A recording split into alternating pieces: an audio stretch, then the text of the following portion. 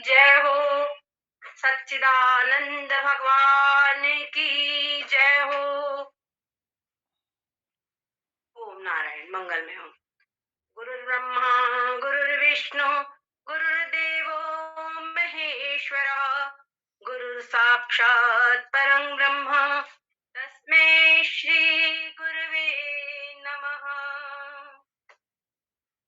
ब्रह्मानन्दं परम सुखदं केवलं ज्ञानमूर्तिम्, द्वन्द्वातीतं गगनसदृशं तत्त्वमस्यादिलक्ष्यम्, एकं नित्यं विमलमचलं सर्वधी साक्षिभूतम्,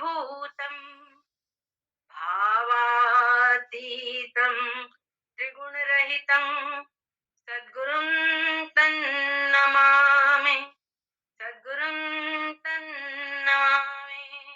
सद्गुरुदेव भगवान की जय हो, सच्चिदानंद भगवान की जय हो। ओम हरि। कल हमारी बात हो रही थी कि केवल मात्र ब्रह्म ही सत्य है और ब्रह्म से भिन्न जो कुछ भी है, ब्रह्म से भिन्न जो कुछ भी है सब कुछ मिथ्या है, सब कुछ मिथ्या है, उसकी कोई सत्ता है ही नहीं। अब इसी प्रसंग में हम जरा एक बात समझ ले। 3 शब्द है, एक है सत, दूसरा है असत और तीसरा है मिथ्या। इन तीनों शब्दों का अर्थ हमको अच्छी प्रकार से समझ में आना चाहिए, तो हम वेदांत के ग्रंथों का तात्पर्य अच्छी प्रकार समझ सकते। जो सत है, सत का अर्थ हमने आपको पहले ही बताया है, त्रिकाला बाधितं सत्य, जिसका तीनों काल में बाध या नाश नहीं होता, वो सत है। दूसरा असत, असत का अर्थ है जिसकी तीनों काल में सत्ता ही नहीं है, जिसकी तीनों काल में प्रतीति ही नहीं है, जैसे खरगोश के सिंह, बंध्या स्त्री का पुत्र, ये हुए असत। और तीसरा शब्द है मिथ्या। मिथ्या यानी क्या, इसको हम पहले उदाहरण समझेंगे। जैसे कि हम अंधेरे कमरा, हमारे कमरे में बिल्कुल डीम लाइट हम छोड़ करके गए हैं, बाहर से आए और दरवाजा खोला, देखा अरे सांप, सांप देखा तो अपने बेटे को बुलाया, बेटा चल आ जल्दी। वो बोला हाँ पापा डंडा लेके आता हूँ, डंडा भी लाया, साथ में टॉर्च भी लाया, टॉर्च लगाया, देखा अरे ये तो रस्सी है। जहां देखा रस्सी है तो क्या हुआ, बस वो सांप अपने आप भाग गया, सांप गायब। तो यहाँ पर ये जो सांप है, देखो सत की परिभाषा क्या है, जिसका तीनों काल में नाश या बाध नहीं होता। परंतु ये जो सर्प है, इसका रस्सी के ज्ञान से बाध हो जाता है, इसीलिए ये सत नहीं है। ठीक है, इसको हम सत नहीं कह सकते, तो फिर सत नहीं तो भी असत है। तो परंतु हम बोले असत है, तो असत वस्तु की तीनों काल में प्रतीति ही नहीं है, तीनों काल में उसकी सत्ता ही नहीं है। सत्य की प्रतीति ही नहीं है, प्रतीति भी नहीं है, ऐसी बात है। परंतु हमने अपनी आंख से वहां सांप देखा है तो प्रतीति तो हुई। तो इसीलिए क्योंकि उसकी प्रतीति हुई है, अज्ञान काल में उसकी प्रतीति है, भ्रम काल में उसकी प्रतीति है, इसलिए उस सांप को असत नहीं कह सकते। ठीक है, तो ये जो सांप है ये सत्य भी नहीं है और असत भी नहीं है। जो सत्य और असत से विलक्षण है उसको कहते हैं मिथ्या अथवा अनिर्वचनीय। एक शब्द इसके लिए है जिसका निर्वचन नहीं हो सकता, जिसको हम सत्य भी नहीं कह सकते और असत भी ही नहीं कह सकते, वो वस्तु है मिथ्या या अनिर्वचनीय। तो ये जो सांप है, जितनी भी भ्रम स्थल के पदार्थ है, सब मिथ्या है। ठीक है, अब आगे हम चलते। यहाँ पर कहा गया कि केवल ब्रह्म ही है, ब्रह्म के अतिरिक्त में संसार है ही नहीं। ये केवल सत्य समान प्रतीत होता है।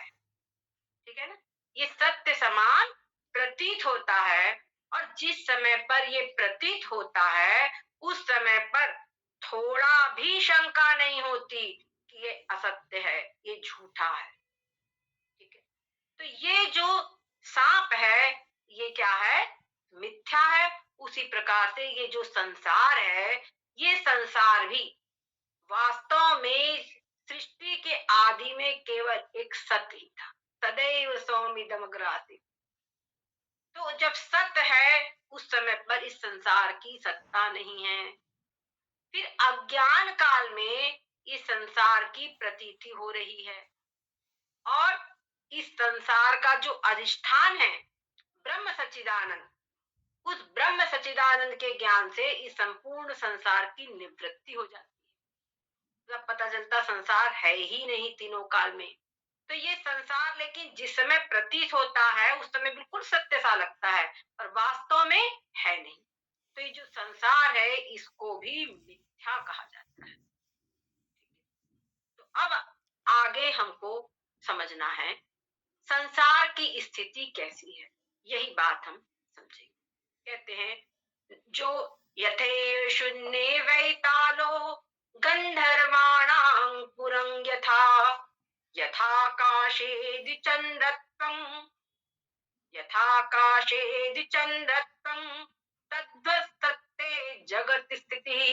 क्या कह रहे हैं? यथैव शून्ये वैतालो, हम बिल्कुल निर्जन स्थान पर जा रहे हैं, अथवा कहीं निर्जन स्थान पर रुके हुए हैं। वहां जंगल में आसपास में सन्नाटा है, तो पेड़ों की साए साए आवाजें आ रही है, और अपने आप ही बिल्कुल अंधकार में कुछ परछाइयां कुछ भी दिखती है। उस समय पर अरे भूत, उस समय पर वो भूत का ऐसा वो तैयार होता है कि कहना नहीं होगा। यहाँ तक भूत, और जितना अधिक डरपोक आदमी रहेगा, उसको उतने भूत ज्यादा दिखाई पड़ेंगे। ये पक्की बात है।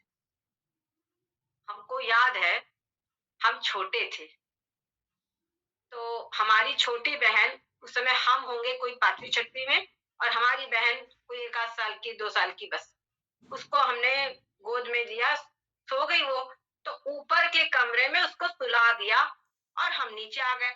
तो है पापा ने कहा उसको, छोटी वाली को कहाँ रखे, कहाँ है वो? तो हमने कहा उसको सो गई थी तो ऊपर ही मैंने लिटा दी।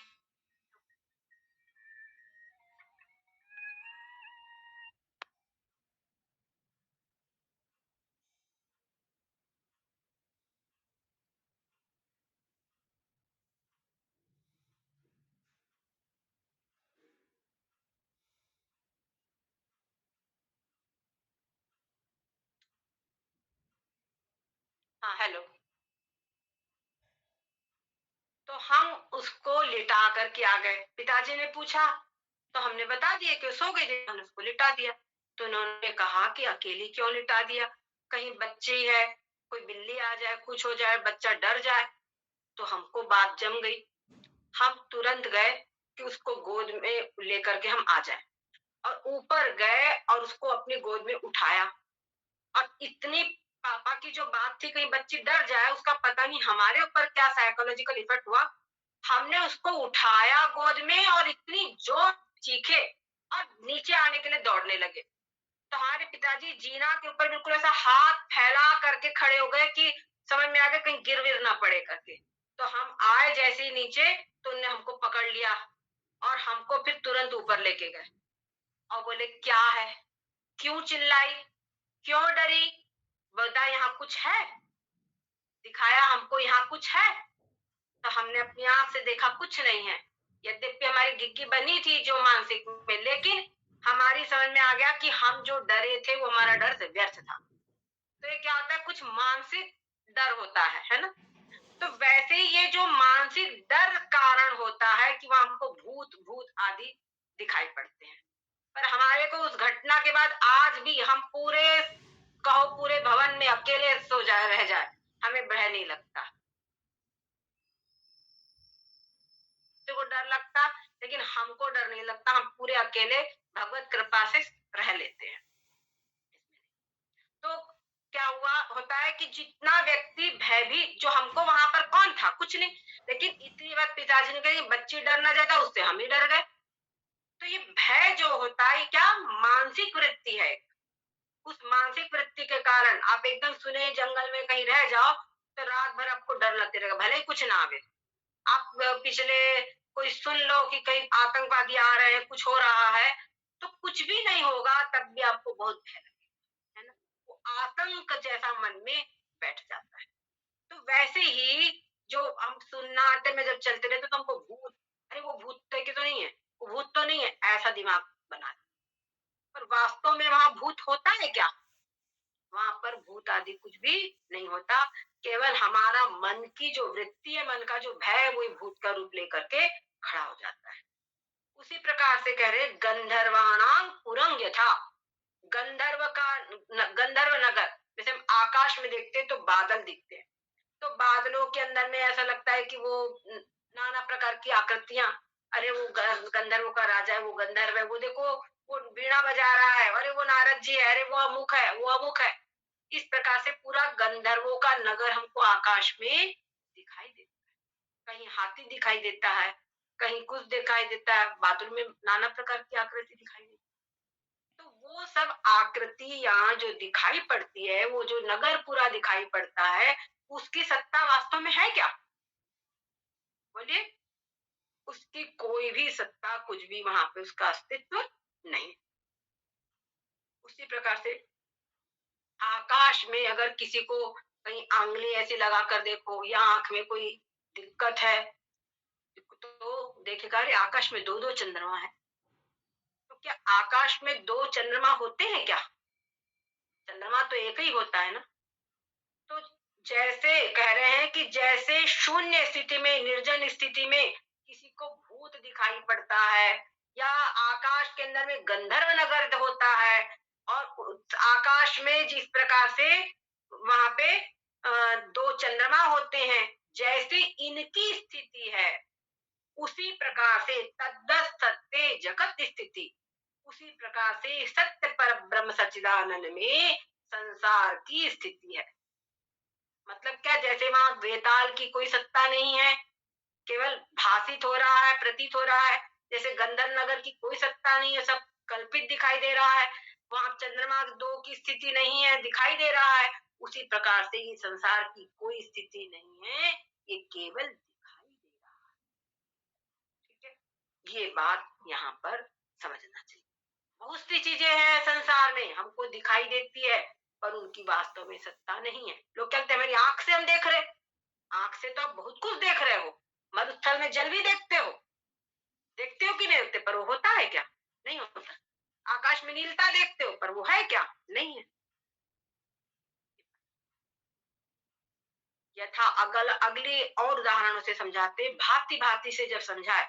ये जो ग्रंथ है वास्तव में निधिध्यासनात्मक ग्रंथ है, इसमें हम बारंबार इनको देखें, कैसे मनन करते हैं, इसमें मनन भी होता है, ये ग्रंथ में श्रवण भी हो रहा है, जो हम ग्रंथ को पढ़ रहे हैं, सुन रहे हैं, ये श्रवण हो रहा है। उसके बाद में नाना प्रकार की युक्तियों से, नाना प्रकार के उदाहरणों के द्वारा जो उसी उसी तत्व का जो चिंतन हो रहा है, ये मनन, और तदाकार वृत्ति हो रही है, बार बार हो रही है ना। जब हमारा मनन होता है तो तदाकार ब्राह्मी वृत्ति होती है, जो वृत्ति का तदाकारता होनी है, ये निधिध्यासन है। इसको बारंबार करना चाहिए। हमारा जो मन है पूर्ण रूपेण इसी में रहे। बच्चों का मन पूरा खेल में रहता है, व्यसनी का मन व्यसन में रहता है, उसका व्यसन न छूटे, है ना। या फिर जैसे कोई प्रेमी होता है, आशिक, जैसे लैला मजनू का उदाहरण दिया जाता है, तो वहां पे वो मजनू लैला के बिना रह नहीं सकता था, वो लैला के बिना रह नहीं सकता था, वो भूखा प्यासा टहलता रहता था, घूमता रहता था। तो लैला ने एक होटल पे कह दिया